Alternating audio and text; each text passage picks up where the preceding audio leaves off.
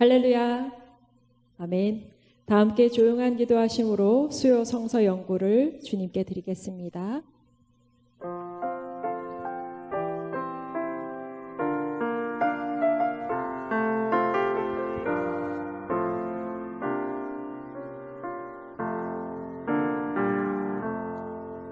오직 지혜 있는 자같이 하며 세월을 아끼라. 때가 악하니라.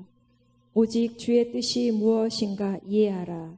오직 성령으로 충만함을 받으리라. 아멘. 다 함께 찬송가 205장 주 예수 크신 사랑 늘 말해주시오. 205장 함께 찬양하시겠습니다.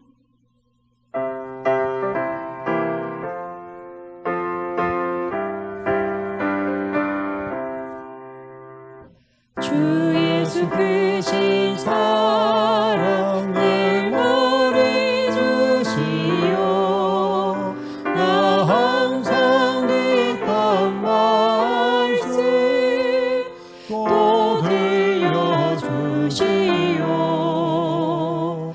저배지 않는 천국 주 예수 계신 곳 나 밝히 알아듣게 또 들려주시오. 나 항상 듣던 말씀 나 항상 듣던 말씀 주 예수 계신 사랑 또 들려주시오. 아침에 이슬 방울 쉬 사라짐까지 내 기억 부족하여 늘 잊기 쉬우니 잘 알아듣기 쉽게 늘 말해주시오. 날 구속하신 사랑 또 들려주시오.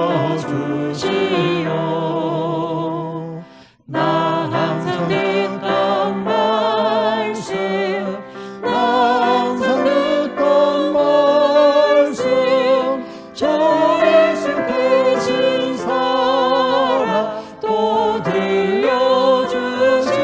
들려주시오. 주 예수 나를 위해 이 세상 오셔서 날 구속하신 은혜 말하여 주시오. 나 같은 사람 위에 주 보혈을 였네. 이 복스러운 말씀 또 들려주시오. 나 항상 듣던 말씀 나 항상 듣던 말씀 주 예수 계신 사랑 또 들려주시오. 이 세상 헛된 영광 날 미혹할 때에 주 예수 계신 사랑 늘 들려주시오. 천국의 빛난 영광 내 눈에 비칠 때 주 예수 크신 사랑 또 들려주시오. 나 항상 듣던 말씀 나 항상 듣던 말씀 주 예수 계신 사랑 또 들려주시오.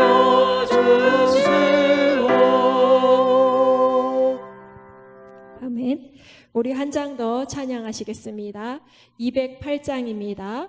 내 주의 나라와 주 계신 성전과 피 흘려 사신 교회를 늘 사랑합니다.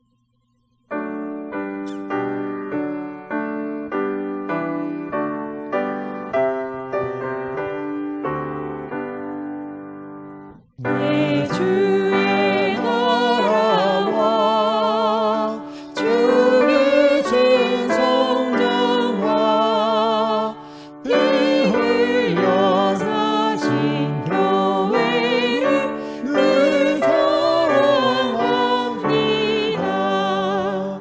내 주의 교회는 전성과 같아서 눈동자같이 아끼사 늘 보호하시네. 이 교회 위하여 눈물과 기도로 내 생명 다하기까지 늘 봉사합니다. 성도의 교제와 교회의 위로와 구주와 맺은 언약을 늘 기뻐합니다. 하늘의 영광과 예쁘신 은혜가 진리와 함께 영원히 지원에 넘치네.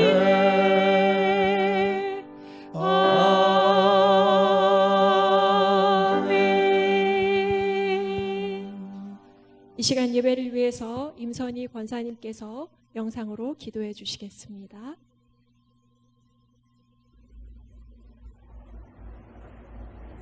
사랑의 하나님, 그 어느 때보다 더 특별함으로 저희를 보살펴 주시고 함께하여 주시는 주님, 코로나19 확산으로 인해 경제적, 사회적, 정신적 모든 여러 상황으로 많은 문제들을 어루만져 주시고 몸과 마음을 위로하여 주시는 주님께 감사드립니다.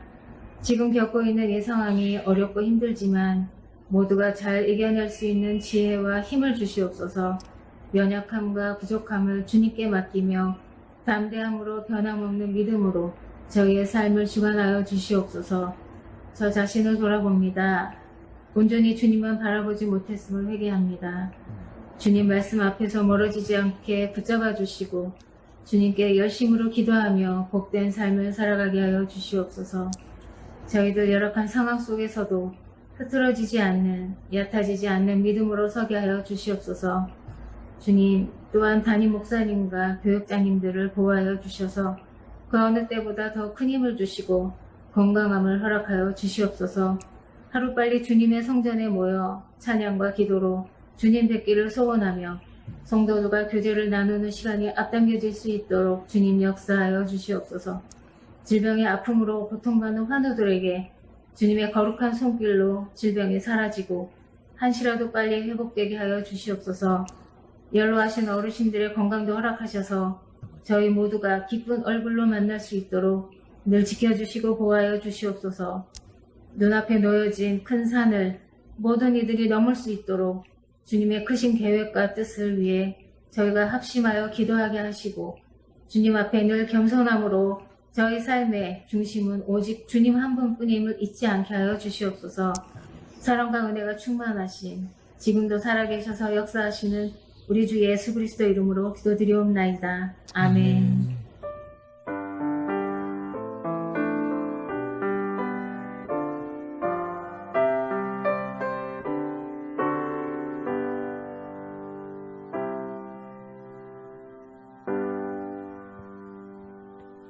성경 봉독이 있은 후에 찬양이 있겠습니다.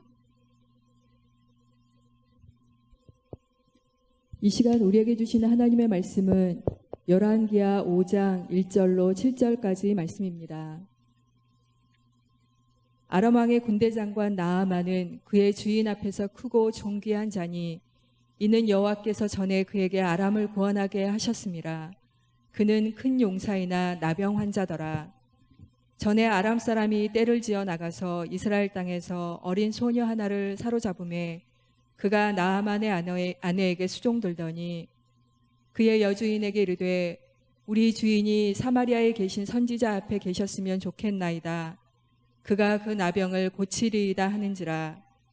나아만이 들어가서 그의 주인께 아뢰어 이르되 이스라엘 땅에서 온 소녀의 말이 이러이러하더이다 하니 아람 왕이 이르되 갈지어다. 이제 내가 이스라엘 왕에게 그를 보내리라 하더라.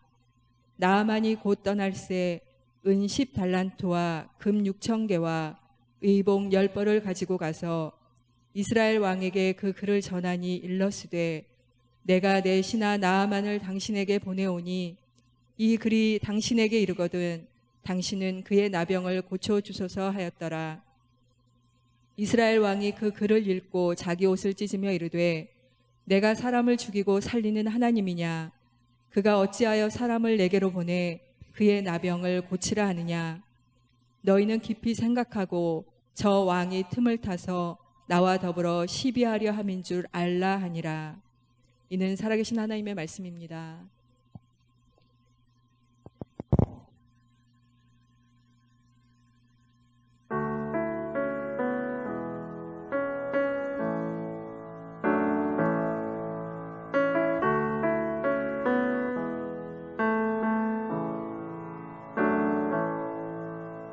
주여 우린 연약합니다. 우린 오늘을 힘겨워합니다.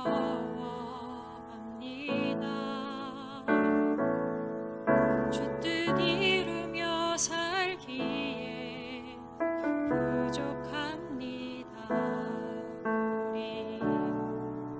우린 연약합니다. 주여 우린 넘어집니다.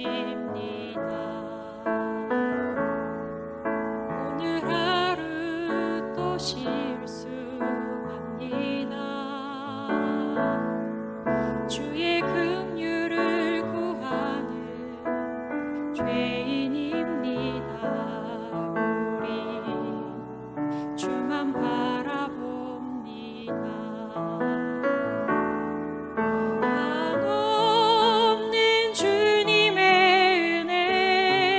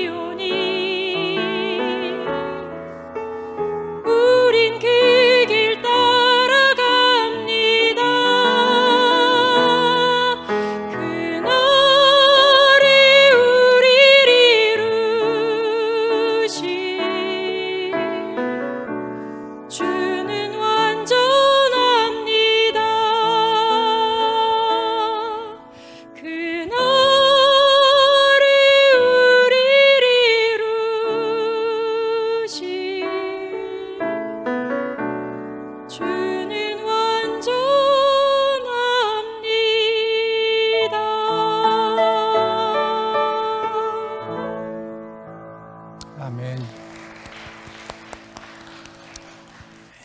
아멘. 귀한 찬양으로 하나님 앞에 영광을 돌렸습니다. 오늘도 거룩한 하나님의 말씀 앞에 여러분의 심령을 이제 열고 또 기대하는 사랑하는 성도 여러분, 여러분이 계신 곳이 어디이든지 주님의 임재가 이루어지고 주님께서 친히 말씀해 주시기를 주님의 이름으로 기원을 드립니다. 사실 제가 지금 눈을 좌우로 이렇게 하는 것은 누구를 보기 위함입니다. 또 이렇게 앞을 바라보며 카메라를 보면은 집에 계신 성도 여러분들을 제 눈으로 보기 위함입니다.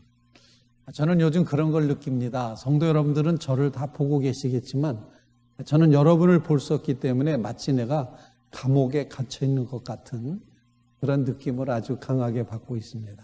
하지만 그래도 여러분들이 저를 보실 수 있겠구나라는 사실 때문에 위로를 받습니다.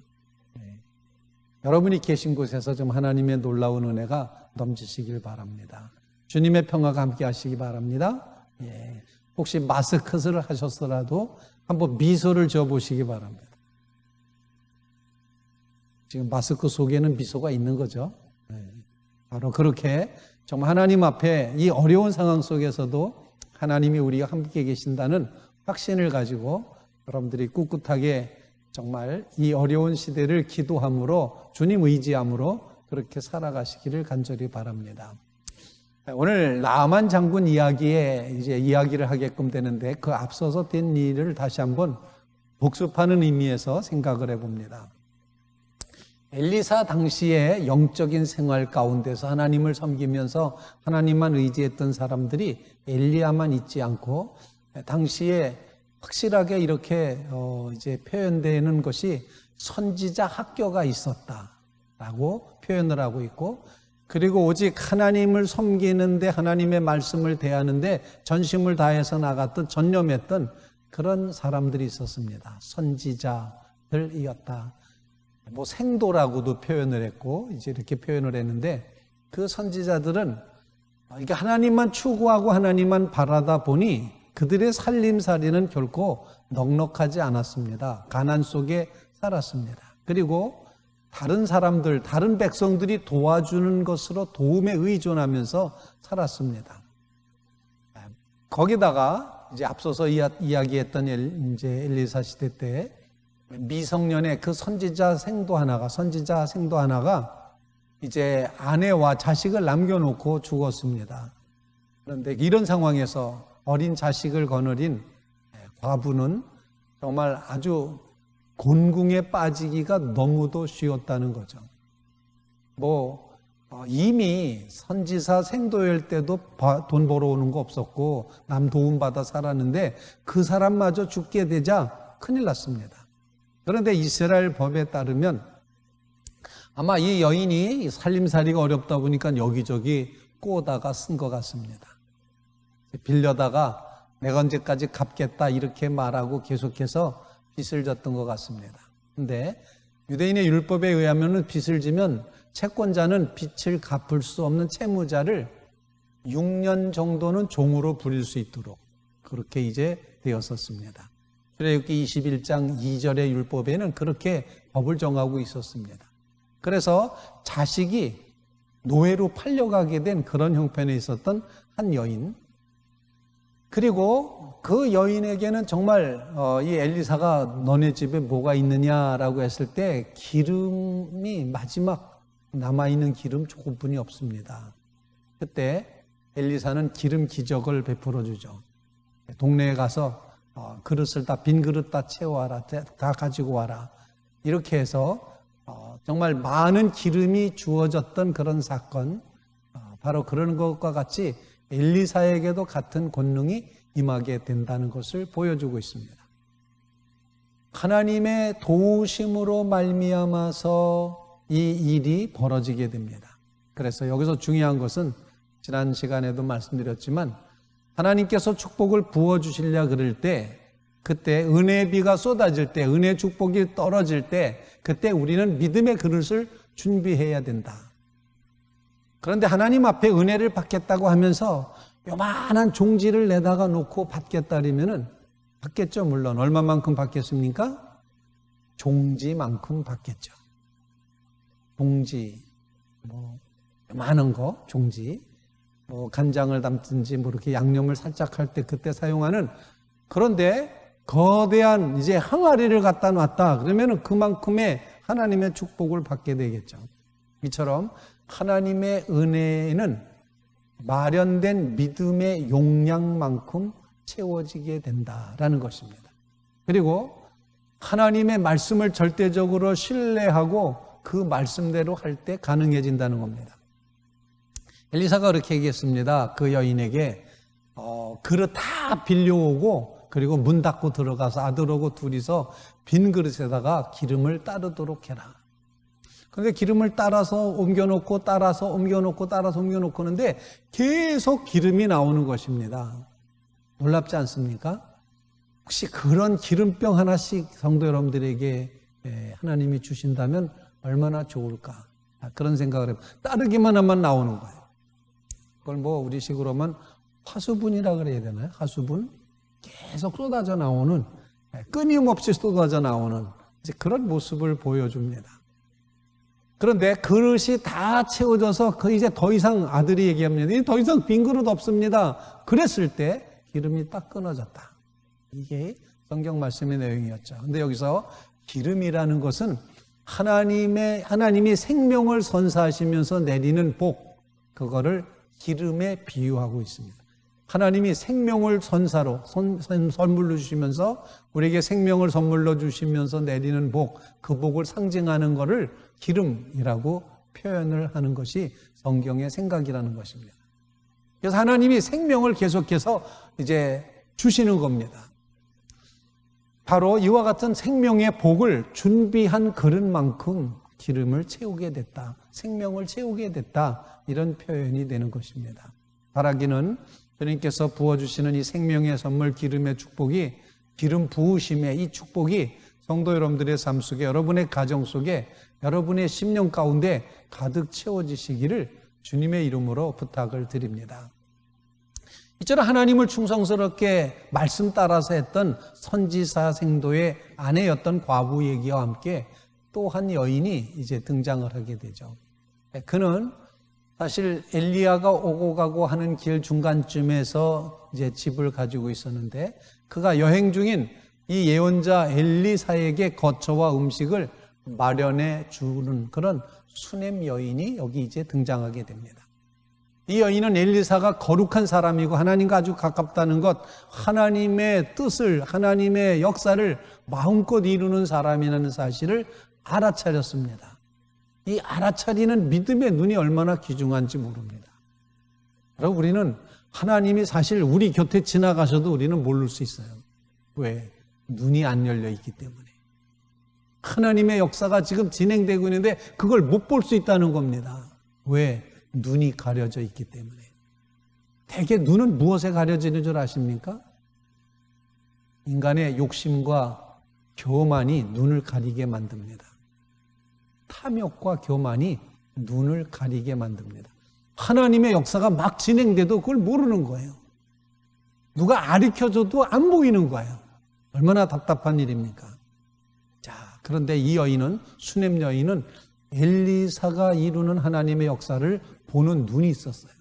아, 하나님이 하나님의 사람이고 하나님의 역사를 이루는 사람이구나. 그래서 그를 위해서 손님방을 마련해 줍니다. 보통의 경우는 나그네에게 이렇게 이제 그 집을 제공할 때는 옥상에다가 그냥 이렇게 서프로다가 지푸라기로 대충 이렇게 기둥 세워가지고 그늘막을 만들어주는 정도가 보통 손님 대접 잘한 거라고 그렇게 말합니다. 그런데 이 수냄 여인은 아예 지붕 위에다가 진흙으로 벽을 세워서 방을 만들어 주고 있습니다. 그리고 거기에다 가구를 들여놓습니다. 근데 가구들도 보면은 당시 상황으로 볼 것 같으면 정말 호사스러운 그런 가구들을 들여놓는 것으로 그렇게 돼 있다는 것입니다. 이 같은 환대를 받은 엘리사가 그 수냄 여인에게 아들이 있게 될 것이라고 예언을 하는 것이죠. 바로 이 장면은 먼저도 말씀드렸지만 아브라함의 경우처럼 천사를, 부지 중에 천사를 환대하고 대접하고 했을 때, 그때 기한이 이르면 아들을 얻으리라 약속을 받았던 것처럼 이 엘리사도 똑같이 그 수냄 여인에게 그렇게 한다는 겁니다. 여기서 엘리사가 약속의 말씀을 들려주면서 상대하게 된 이 여인은 사실 뭐가 필요하냐 그랬을 때는 필요한 거 없습니다. 넉넉하게 잘 살고 있습니다. 이렇게 대답을 했죠. 요청할 게 없습니다. 하지만 사실 요청할 게 없다고 말했지만 그 마음속 깊은 곳에는 자신의 간절한 소원이 있었다는 것입니다. 그 간절한 소원을 감추고 있었습니다. 이유는 소원을 함부로 말했다가 그 소원이 안 이루어지면 더 큰 실망에 빠질까봐 두려운 마음에 소원 없습니다. 난 충분합니다. 이렇게 말했다는 겁니다. 최근에 제가 이제 요즘 어차피 유튜브 세상이라 유튜브를 이렇게 보게 되는데, LA 교회 오빠라는 그런 아주 어린 청년이 운영하는 그런 유튜브가 있습니다. LA 교회 오빠래요. 근데 친구는 아마 거기서 태어났는지 한국에서 갔는지 모르겠는데, 영어도 잘하고 뭐 다 이제 뭐 교회에서 컸으니까 그렇겠지만 교회 오빠입니다. 그런데 이 친구가 하나님 앞에 끊임없이 기도합니다. 정말 성령에 충만한 그런 삶을 살려고 무지도 애를 써요. 자기 죄를 막 고백하고 회개하기도 하고, 자기가 어떤 죄를 졌는지도 막 말하기도 하고, 그러다가 이제 어느 날 그가 좀 하나님 앞에 간절히 자기가 이 유튜브를 통해서 아마 어떤 수익이 생겼는지 그걸 가지고 하나님의 뜻을 이루겠습니다 기도하다가 홈리스들을 돕기로 결정을 해요. 그래서 홈리스들을 찾아다니면서 오늘 당신이 꼭 필요한 거 있으면 내가 다 해주겠다, 그렇게 얘기를 합니다. 뭔 얘기든지 하여튼 다 들어줘. 뭐 마스크도 주기도 하고, 그 다음에 그분이 이제 그 홈리스가 이렇게 말합니다. 뭐라고 말하는 거 아니? 나 중국 음식 좀 먹고 싶다, 그렇게 얘기해요. 그러면은 또 중국집에 가가지고 그 음식을 사다가 주는 겁니다. 그것도 주고 나서는 꼭 이렇게 얘기합니다. 이 교회 오빠 하는 이야기가, 제가 당신한테 하고 싶은 말이 있다. 그건 뭐냐면은 하나님이 당신을 사랑하신다는 이야기다. 하나님이 당신을 사랑합니다. 그렇게 얘기하고, 제가 혹시 당신을 위해서 기도해 드려도 되겠습니까? 그렇게 얘기하면 되게 노하지 않더라고요. 기도해달라고. 뭐 신앙이 있든 없든 기도해달라고. 홈리스, 집 없이 그냥 어떻게 사는지 모르는 그런 상태로 사는데 그냥 길거리에서 사는 거예요. 어떤 사람은 거적대기를 이제 덮고 사는 사람도 있고, 그냥 앉아서 의자에서 자는 사람도 있고, 막 이제 그런 홈리스들이 얼마나 많은지. 근데 되게 이제 물어볼 때 그 사람들이 뭐 들어주리라 생각을 안 해서 그런지 소원이 없대요. 뭐 24시간 내내 들어주겠다, 뭐 필요한 거 없냐? 아니, 없어요. 이렇게 얘기하더라고요. 없다고 얘기를 해요. 막 있다고 얘기해서 그걸 받아본 경험이 별로 없어서 그렇지 않을까 생각했는데, 그런데 그 중에 한 케이스가 있었습니다. 한 사람을 만났는데 뭐가 필요하냐니까는 옷이 필요하대요. 우통 벗고 있어. 남자인데 우통 벗고 있어요. 그러니까는 알았다 그래가지고 사람 몸에 맞는 옷을 이제 가서 다 뭐 신발부터 속옷부터 런닝부터 위에 티셔츠부터 바지 위에 있는 자켓부터 해가지고 다 일체를 사가지고, 돈이 얼마나 드는지도 모르겠어요. 그러니까 그건 무한대 무조건 다 쓰는 거예요. 그리고서 그분한테 갔는데 만났던 장소에 없는 거예요. 이 사람이 사가지고 잔뜩 먹을 것까지 잔뜩 사가지고 왔는데, 차에다 싣고 왔는데 사람이 없는 거예요. 그러니까 막 여기저기 찾아보다가 할 수 없다, 나중에 만나면 주지 했는데, 나중에 정말 길거리 오다가다 그러다가 그 사람을 만났어요. 그리고 그에게 이제 그거를 제공을 해줬습니다. 그러면서 내가 당신에게 전하고 싶은 말이 있다. 하나님이 당신을 사랑하신다. 내가 당신을 붙들고 내가 자꾸 좀 기도하면 안 되겠냐. 그러면 기도해달라 해서 딱 기도하고, 그러면서 자기가 이렇게 음식을 먹어본 게 언제쯤이니까 한참 전에 먹어봤다. 이런 음식 한참 전에 먹어봤다. 이거 먹어본 지 정말 오래된 것이다. 이렇게 말하면서 그렇게 하는 LA 교회 청년이 있습니다. LA 교회 청년. 그런데 그 모습을 보면서 이 여인도 마찬가지로 나 만족합니다. 별로 필요한 거 없습니다. 이렇게 말했지만 사실은 그 심령 중심에는 아들 갖기 원하는 소원 왜 없었겠습니까? 바로 그 여인이 나중에 이제 그 이스라엘의 왕의 도움이 필요하는 장면이 나오게 됩니다. 이건 후에 벌어지는 일인데, 이 여인에게 아들이 생겼지 않습니까? 아들이 또 죽었다가 다시 살아나지 않습니까? 이런 일들이 벌어지고 난 다음에, 그 다음에 이제 이스라엘 땅에 가뭄이 들었어요. 7년 가뭄이 들었어요. 이 여인이 자식과 함께 블레셋이라는 동네에 가서 7년을 살다가 다시 되돌아왔습니다. 되돌아보니까 자기 땅이며 뭐 이런 것들이, 농사 지을 수 있는 것들이, 자기 거주할 만한 곳이 다 빼앗겨 버린 거예요. 그때 왕에게 가서 이제 그 이야기를 전하면 나의 것을 다시, 집을 다시 돌려달라고 그렇게 얘기하는 장면이 뒷부분에 이제 나온다는 사실, 열왕기하 8장 1절로 6절에 그 이야기가 나옵니다. 엘리사가 이전에 자기 아들을 다시 살려준 여인에게 이르되 너는 일어나서 내 가족과 함께 거주할 만한 곳으로 가서 거주해라.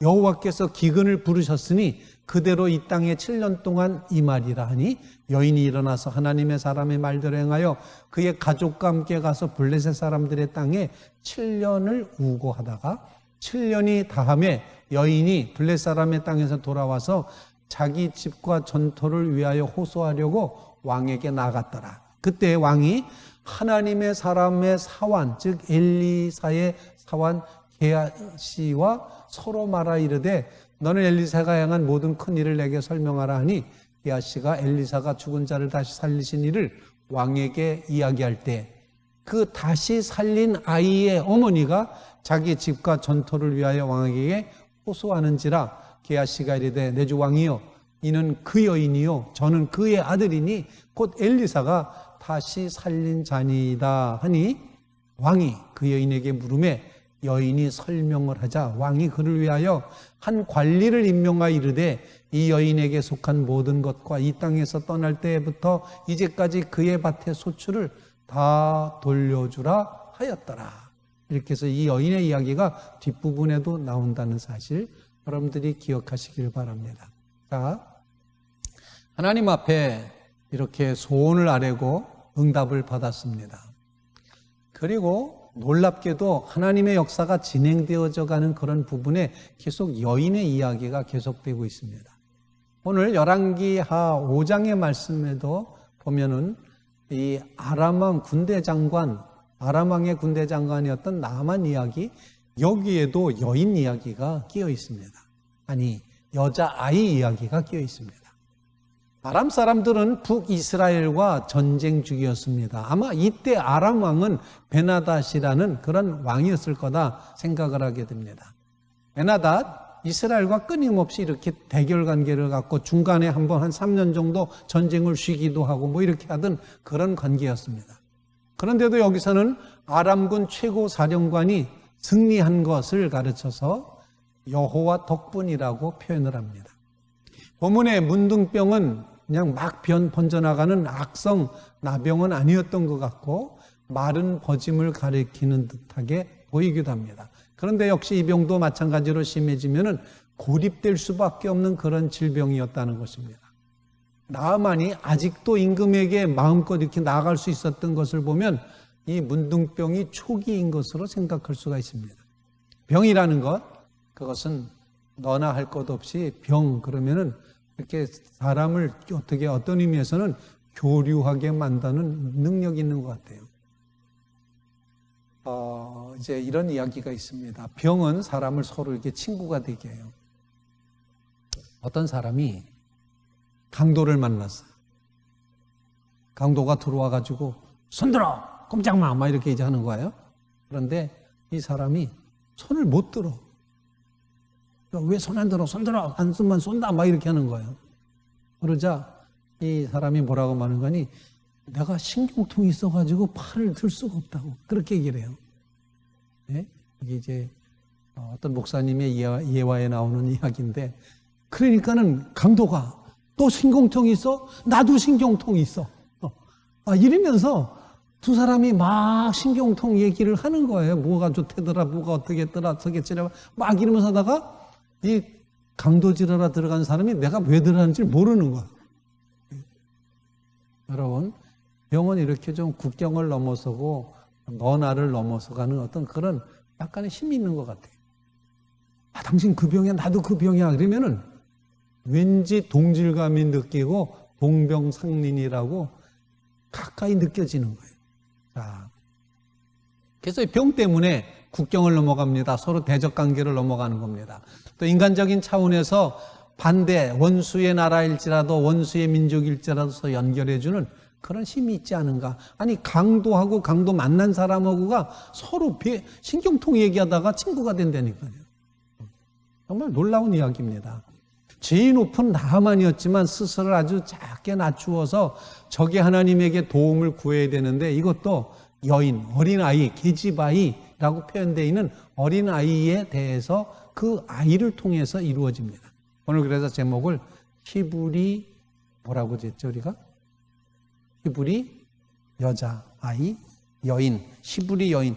여인이라고 하기는 너무 어려워. 예. 히브리 여종 이렇게 이제 표현했는데, 자, 계집아이라고 표현할 수도 있습니다. 어린아이입니다. 선지자에 대해서 말했을 때에도 말했는데도 나아만은 사마리아에 있는 선지자에게는 사마리아 갈 생각을 안 하고 나아만은 자기 왕에게로 갑니다. 베나닷에게 가는 겁니다. 그러자 베나닷 왕은 이스라엘 왕에게로 또 이제 향하고 있습니다. 엄청난 선물을 잔뜩 싸서 보내면서 야, 이거 가져가서 이스라엘 왕에게 내 병 고쳐놔 이렇게 얘기하라고 얘기를 하는 거예요.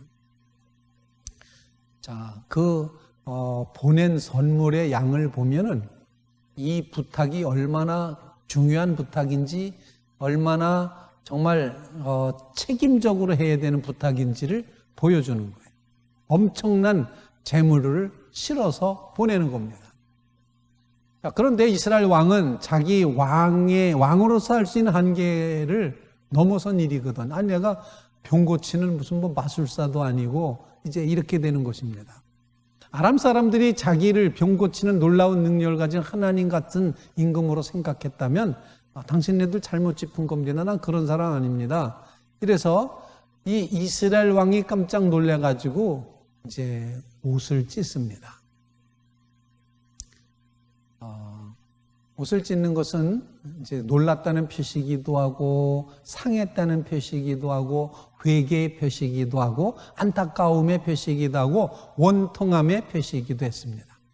이스라엘 하나님은 자기 예언자를 통해 자유롭게 일하시는데, 이 예언자는 말과 병거로 움직일 수 없고 권력 있는 주인이 부른다고 함부로 나가지도 않는 그런 사람인 것을 엘리사 이야기를 통해서 보여줍니다.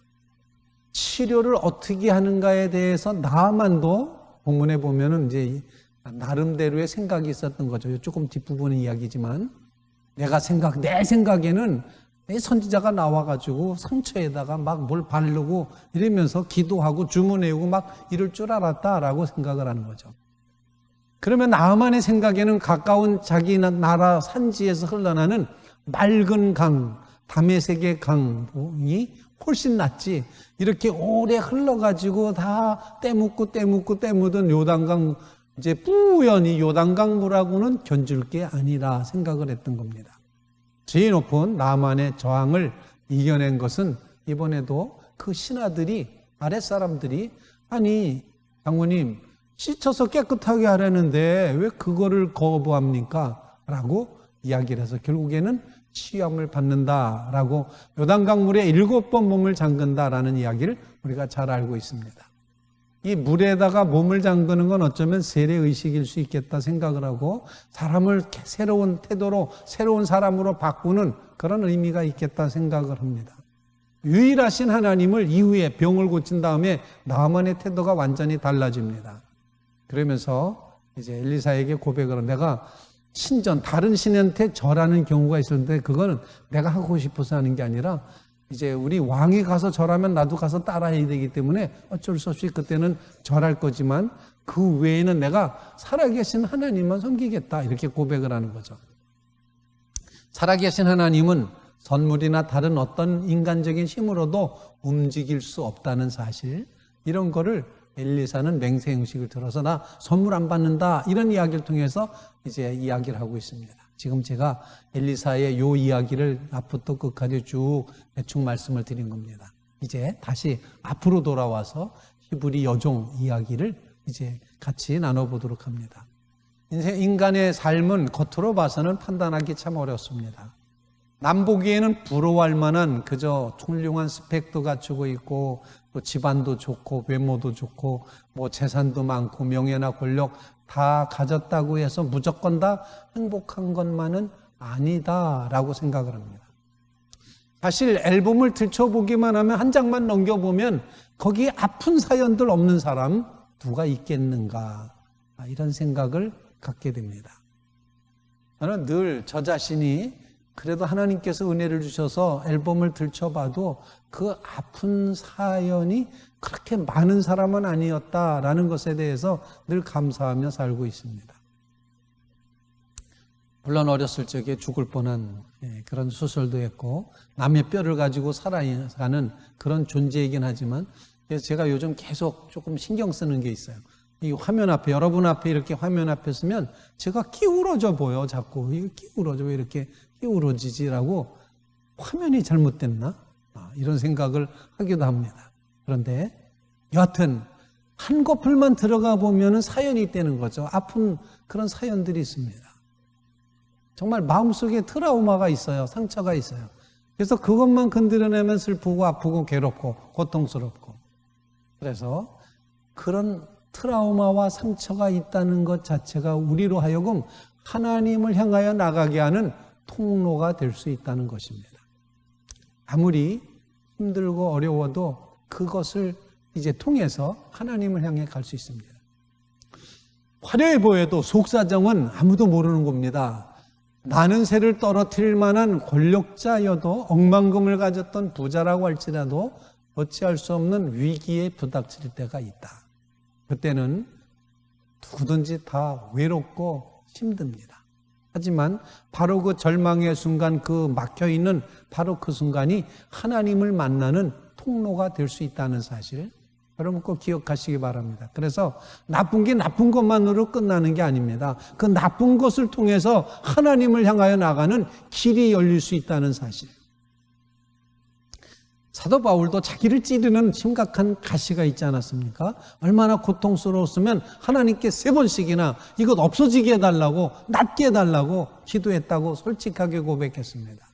그런데 하나님은 그 가시가 은혜의 통로다. 내 은혜가 내게 족하다. 이렇게 말씀하지 않았습니까? 하나님이 나를 겸손하게 하시려고 나를 찌르는 가시를 주셨구나. 내가 교만해질까 봐 내가 자고하지 않도록 하나님께서 이처럼 하셨구나. 깨닫게 되면서 이것도 은혜구나. 이 가시도 하나님의 은혜였구나 라고 고백하게 된다는 것입니다. 사랑하는 성도 여러분, 여러분의 삶에 어떤 어려움이 있든지 바로 그 어려움 배후에 하나님을 향하여 가는 길이, 그 길이 쫙 연결되어 있음을 꼭 기억하시게 되기를 주님의 이름으로 부탁을 드립니다. 나만 세상 것을 다 가졌다고 할 수 있는 권세자였는데 그를 들춰봤더니 앨범 한 장 들여 넘겨봤더니 그만 문둥병이 걸렸습니다. 그 병 고치기 위해서 그 권세당당한 사람이 사마리아로 마차에다가 물건 잔뜩 싣고 군사들하고 같이 그렇게 걸어가는 걸 상상해 보시기 바랍니다. 병 나으려고 그저 병에 좋다 그러면 뭐든지 다 하지 않습니까? 우리나라 사람들도 참 대단해요. 정말 그 벌로다가 침 맞는 거 되게 아프거든요. 벌에 쏘이기만 해도 몇 대 쏘이면 기절하고 졸도한다 막 이렇게 말하는데 병 고친다면 벌도 막 맞아. 벌침이라니까 봉침이라고 합니까? 그런 것도 막 하고. 그런데 사마리아까지 병 고치라 하는 겁니다. 큰 용사였지만 문둥병에 걸렸다. 나아만은 아람의 군대 장관, 그리고 이스라엘 이웃 국가인 아람, 즉 시리아 사람들의 그 사람들은 노아의 아들 셈의 후손들이었는데 오늘날의 시리아죠. 거기에는 이제 연맹체를 형성을 해서 서로 부족 간에 이렇게 협력을 맺어서 생활해 오고 있었는데 아람은 때에 따라 이스라엘과 사이좋게 지나게 됐다가 어떤 때는 싸우게 됐다가 막 이러는 장면이 계속 나옵니다. 오늘 새벽 기도회 때도 이 아람 이야기를 좀 말씀드렸죠. 베나닷이 이스라엘 왕에게 야, 네 거다 내 거야 라고 말했습니다. 내 건 내 거고 네 거도 내 거야 이렇게 말하는 거예요. 그랬더니 처음에 이제 이스라엘 왕이 다 당신 겁니다 이렇게 말하죠. 그랬다가 그 다음에는 왜 내놓으려는데 안 내놓는 거야? 우리 부하들 보내서 다음 내일 가서 이제 거기서 좋은 거 다 가지고 올 거야 이렇게 얘기를 해요. 그랬더니 그때는 드디어 이 왕이 장로들을 불러서 의논하는 겁니다. 이거 아람 왕이 이거 다 가지고 간다는데 어떡하지? 그래서 장로들과 백성들이 절대로 노하십시오. 안 됩니다. 싸우면 싸웠지 안 됩니다. 이래가지고 결국에는 그 이야기가 전해지게 되고 전쟁이 벌어지지 않습니까? 그래서 이스라엘의 지방마다 있는 지방 장관의 젊은 군인들 232명이 이스라엘 이 왕의 군대 7,000명과 함께 이제 아람 군대를 쳐부수는 이야기를 오늘 새벽에 나누었습니다. 그런데 어떤 때는 이렇게 싸우기도 하고 어떤 때는 평화가 유지되기도 했었습니다. 어쨌든 나만은 이스라엘과 비슷한 국력을 가진 막강한 나라의 군대 장관, 요즘 말로 표현하자면 육군 참모총장 플러스 국방부 장관 이런 정도로 합쳐놓은 것 같은 그런 막강한 위치에 있는 사람이었습니다. 성경은 그를 향하여 그 주인 앞에 크고 존귀한 자다라고 표현을 하고 있습니다. 그 주인이라는 것은 아람의 왕을 말하는 거겠죠. 베나닷 왕을 말하는 건데 그 왕 앞에서 크고 존귀한 자였다. 이 말은 왕의 절대적인 심의를 받아가지고 아주 권력 실세에 앉아있는 인물이라는 뜻입니다.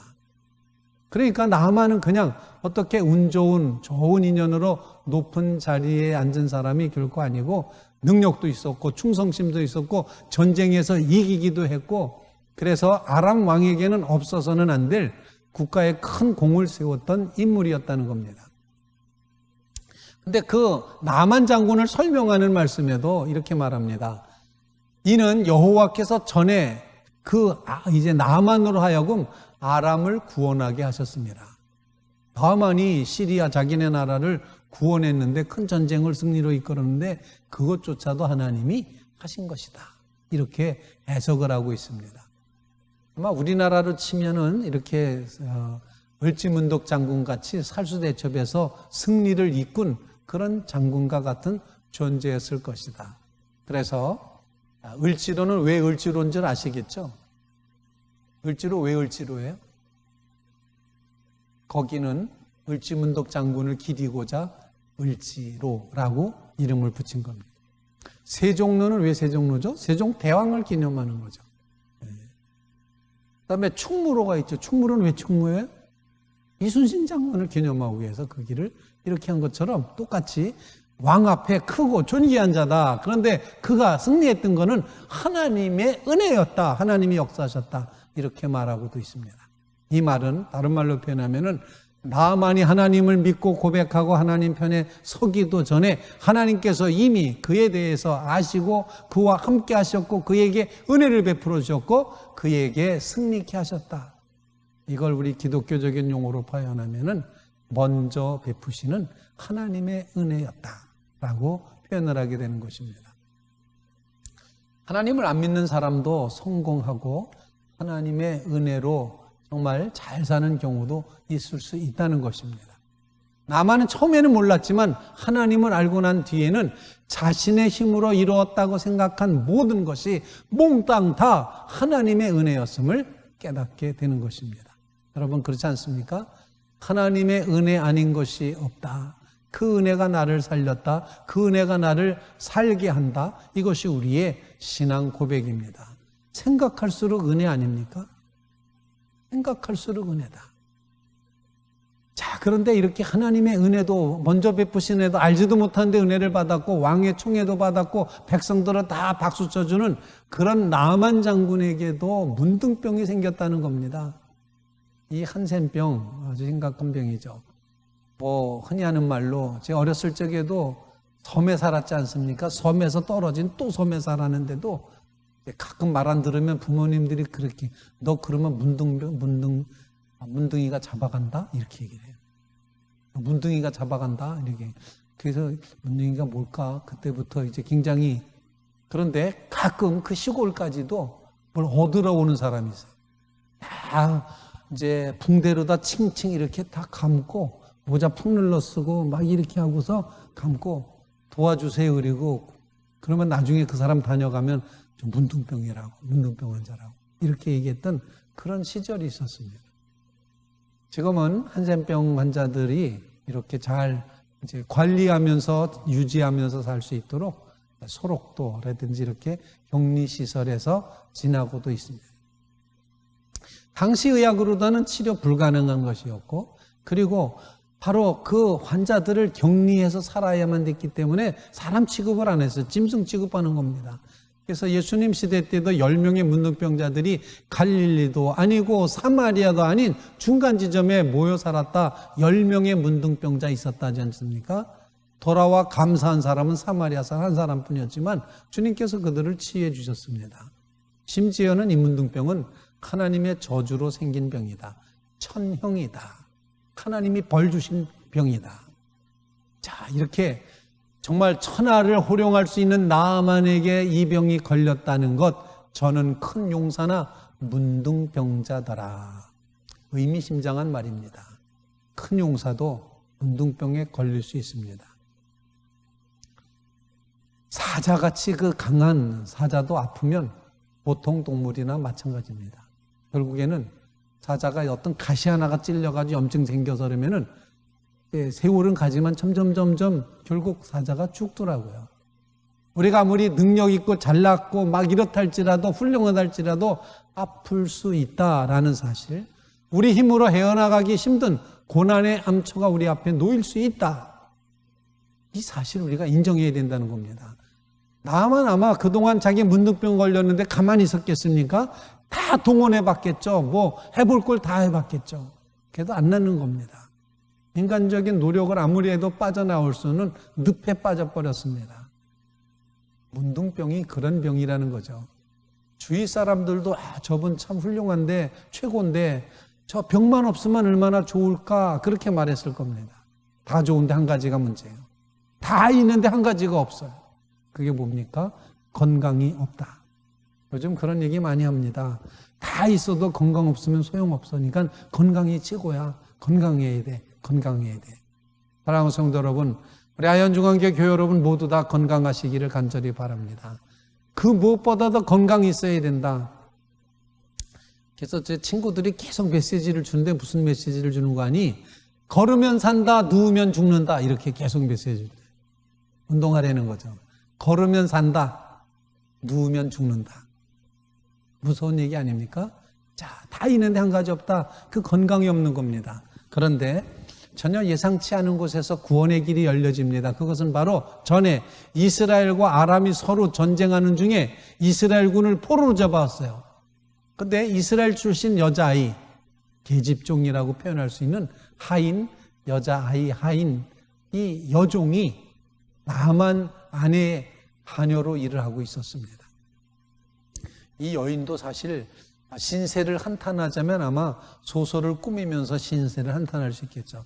내가 무슨 죄가 있다고 이 아람 시리아에 끌려와서 종로로 태워야 되나. 아마 자기 나라를 생각하면서 신세 타령 얼마든지 할 수 있었던 그런 이제 여자아이였을 겁니다. 어린 나이에 졸지에 타국으로 끌려와 노예가 되었으니 참 딱한 처지 아닐 수 없습니다. 어쩌면 그의 마음속에는 나를 노예로 잡아오니 아람 사람들은 원수야 라고 생각할 수 있을 거고, 더군다나 전쟁에서 우리나라를 다 쳐부순 이 군대 장관 나만 이 나쁜 사람이야 라고 속으로 칼을 갈 수도 있었을 겁니다. 어느 날 식탁에다가 독약이라도 칠까 아마 이런 생각을 했지도 않았을까요? 그런데 그녀는 자기 주인인 나아만이 문둥병에 걸려서 고통받는 것에 대해서 첫 번째 드는 마음이 불쌍히 여기는 마음이었습니다. 병은 이렇게 긍휼히 여기는 마음을 불러일으킨 것 같습니다. 그래서 무심코 지나가는 말로다가 하는 겁니다. 나만 부인에게 이렇게 지나가는 말로 참 그랬으면 좋았을 텐데, 그랬으면 좋았을 건데. 부인이 물어봅니다. 나만 부인이 뭐가 그랬으면 좋을 것 같아? 아니에요. 우리 주인이 사마리아에 계신 선지자만 만날 수 있으면, 선지자 앞에 계시기만 했다면 얼마나 좋았을까. 그분이 꼭 고쳐줄 텐데, 문둥병 고쳐줄 텐데. 와, 히브리 여종의 이 말, 이 히브리 여종을 하나님이 사용하시는 겁니다. 그 이름도 안 밝혀져 있는 이 여인, 조그만 여자아이, 그가 한 말, 그가 고백했던 믿음의 고백, 그가 불쌍히 여겼던 불쌍히 여김, 그가 믿었던 엘리사에 대한 능력, 하나님의 능력, 이 믿음, 하나님이 그것을 사용하셨습니다. 아마 이 여자아이는 엘리사 선지자의 이야기를 들었을 겁니다. 하나님이 역사하신다. 하나님이 크게 들어쓰신다. 엘리야의 2배의 갑절의 은혜를 받았다. 아마 그렇다면은 주인의 병도 고쳐줄 거다. 죽었던 아이도 살렸다. 가뭄에도 승리하게 했다. 이 모든 이야기를 이제 생각하고 믿었을 것이기 때문에 나만 장군의 병도 고칠 수 있을 거라고 믿었습니다.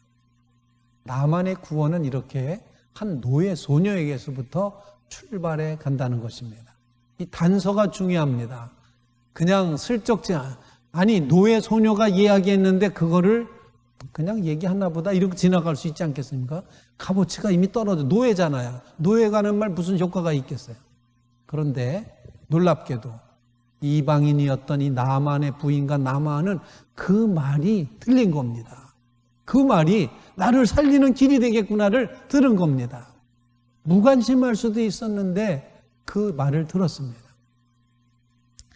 이 소녀도 마찬가지였죠.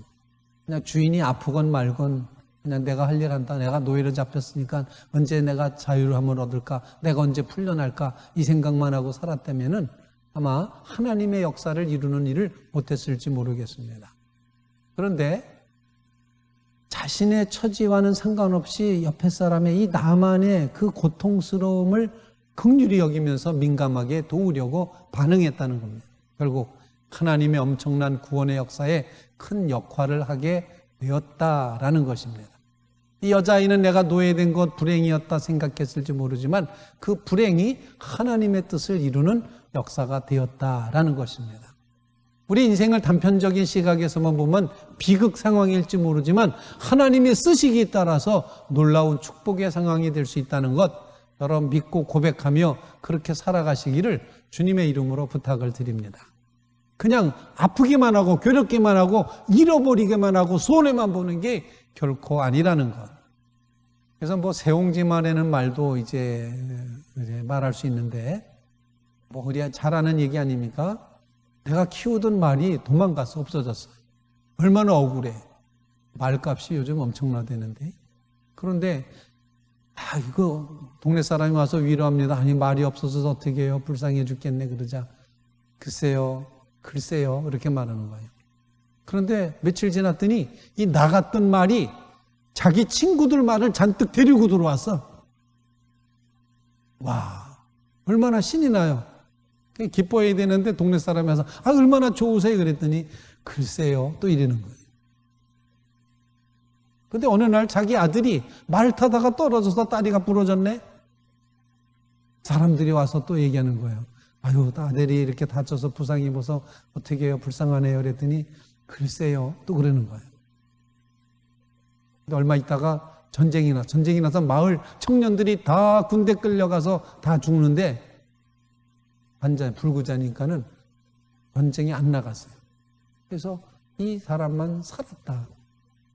그래서 지어진 고사성어가 바로 세옹지마라고 표현을 하게 저 변방에 어떤 이제 노인네의 이제 이야기, 그렇게 이제 그가 어떤 말의 이야기, 뭐 이렇게 해서 세옹지마, 인생지사 세옹지마라 이렇게 표현하는 거 아닙니까?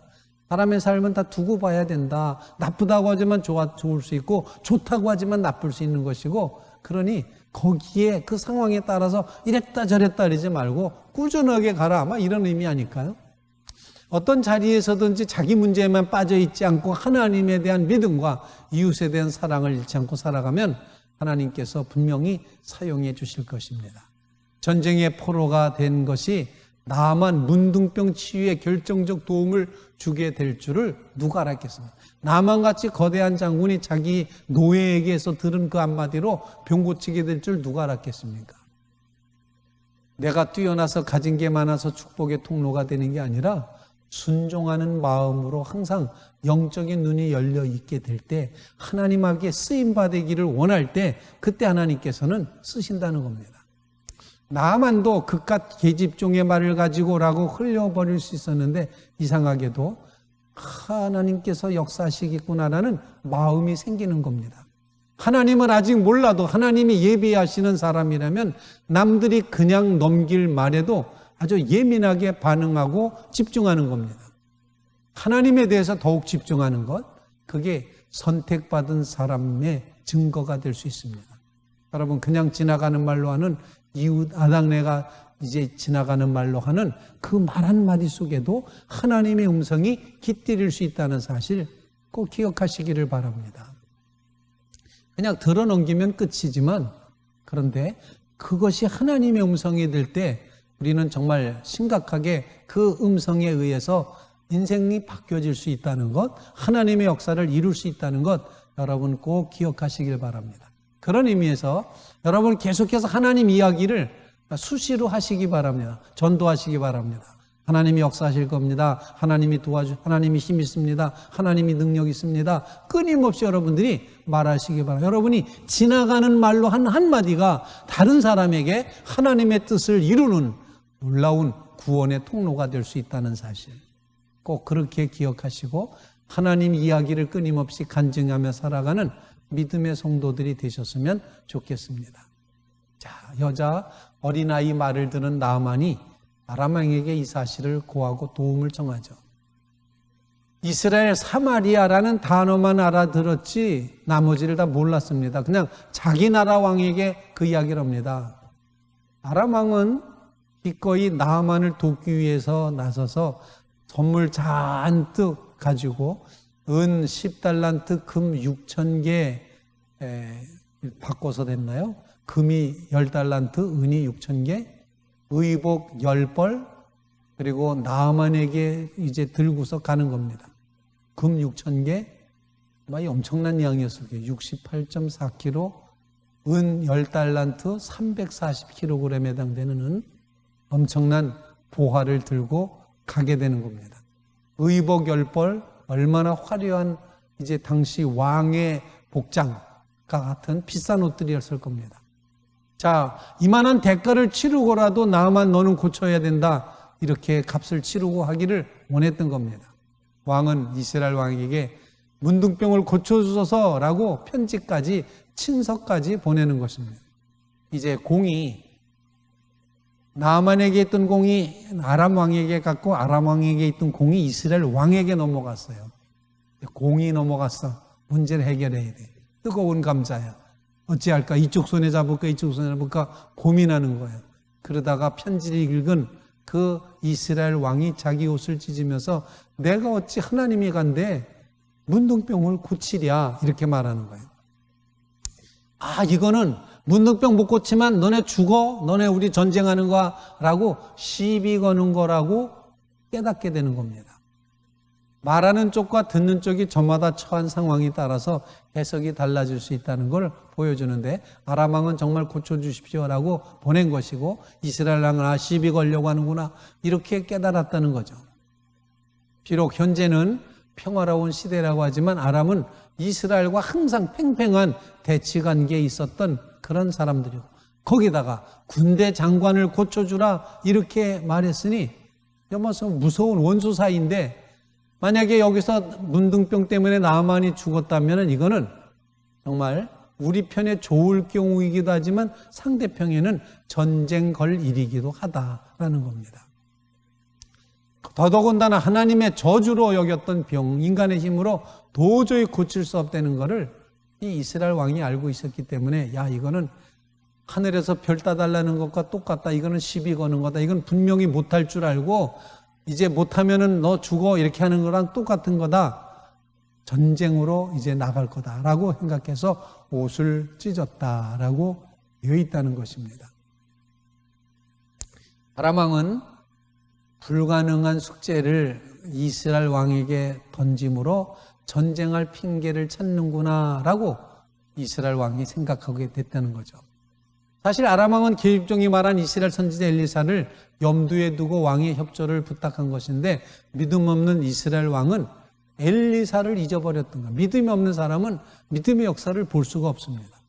엘리사의 이름을 들은 것도 아니고 그저 사마리아에 계신 선지자라고만 들었는데 그 정도로 유명한 선지자라면 이스라엘 왕은 알고 있었어요. 그래서 아마 그렇게 나만 장군 왔을 때 그래요. 우리나라에 하나님의 사람 엘리사라는 사람이 있어요. 고쳐줄게. 내가 데려다 줄게요. 그 사람 분명히 고칠 겁니다. 하나님이 역사하십니다. 아마 이렇게 말했다면 이스라엘 왕 위신도 높아지고 얼마나 자랑스러운 일이었겠습니까? 그런데 이스라엘 왕조차도 엘리사를 놓쳐버리고 있었다라는 것입니다. 영적인 분별력이 정말로 필요하다는 것을 우리에게 보여주고 있다는 것입니다.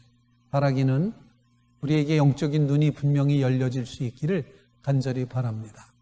야, 우리 땅에 하나님 사람이 있다 이랬다면 얼마나 권위도 서고 위험도 섰겠습니까? 영적으로 메말라 버리니까 아무것도 안 보이게 되는 겁니다. 마치 폭풍 속을 걸어오시는, 풍랑 속을 걸어오시는 예수님을 보고 제자들이 유령이다라고 난리쳤던 것과 비슷한 겁니다. 믿음 없으면 유령이 보입니다. 그런데 믿음을 가지고 보면 예수 그리스도가 보이게 되는 것입니다. 믿음 없는 이스라엘 왕은 엘리사의 존재를 보지 못했습니다. 그래서 전쟁 일으키려고 하는 줄 알았다는 겁니다. 사랑하는 성도 여러분, 우리의 눈에는 뭐가 보여야 되겠습니까? 우리의 눈은 어떻게 열려져야 되겠습니까? 말씀의 프리즘을 통해서 세상을 내다보고 말씀이 거울이 되어서 세상을 바라다보게 될 때 하나님은 여러분의 삶을 통해서 역사하시게 될 줄로 분명히 믿습니다. 너희 안에 계신 이가 세상에 있는 이보다 크심이라. 사랑하는 성도 여러분 안에 예수 그리스도가 계십니다. 크신 분이 계십니다. 이거를 영의 눈을 떠서 바라보는 믿음의 성도들 다 되시기를 주님의 이름으로 축원을 드립니다. 하나님은 역사의 주관자 되십니다. 택한 백성을 통해서 일하십니다. 먼저 베푸신 은혜를 베풀어 주십니다. 하나님의 역사를 믿었던 한 여자 어린 아이의 한마디가 믿음의 역사를 쓰게 만들었습니다. 이것을 바라다보는 눈이 사랑하는 성도 여러분들에게 열려지시기를 간절히 바랍니다. 하나님의 능력이 임하는 곳, 거기에 믿음의 자리에 반드시 임하게 되어 있습니다. 여러분의 삶이 믿음의 눈으로, 믿음의 영의 눈으로 바라다봄으로 하나님의 역사를 써가는 주의 백성들이 되시기를 주님의 이름으로 축원을 드립니다. 우리 같이 찬양했으면 좋겠습니다. 주님 다시 오실 때까지.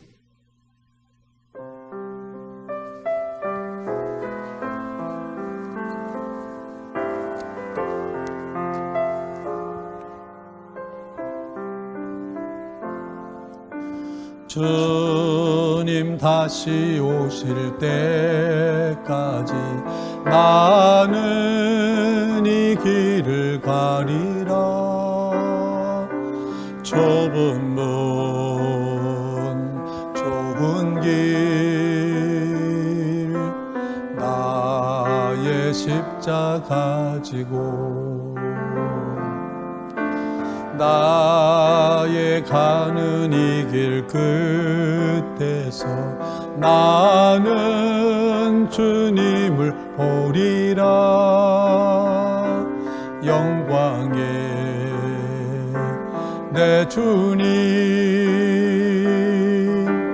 나를 맞아 주시리. 주님 다시 오실 때까지 나는 일어나 달려가리라.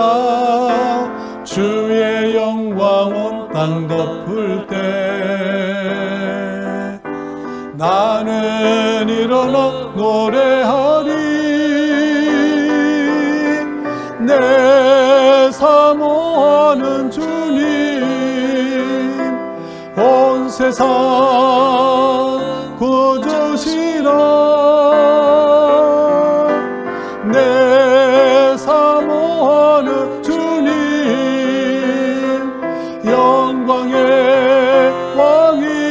왕이시라. 주님 다시 오실 때까지 주님 다시 오실 때까지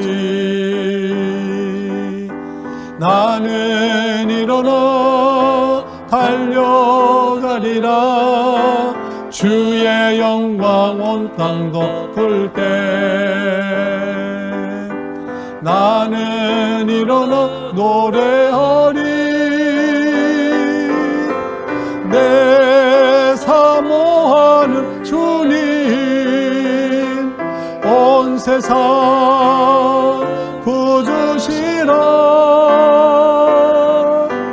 내 사모하는 주님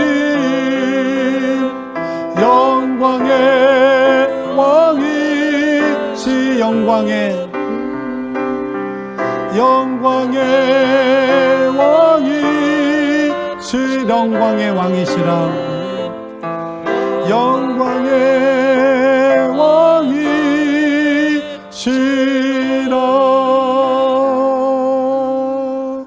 아멘.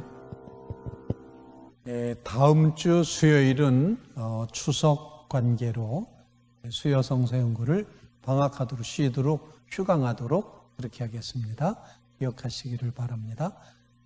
그리고 이제 대면 예배는 아마 추석이 지난 다음부터 대면 예배를 드려야 되지 않을까 지금 생각해서 이번 주도 비대면 예배로 드리도록 그렇게 합니다.